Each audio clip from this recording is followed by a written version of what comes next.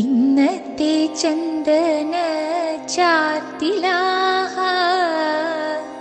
കണ്ണനാമുണ്ണി വിളങ്ങി നിൽപ്പൂ.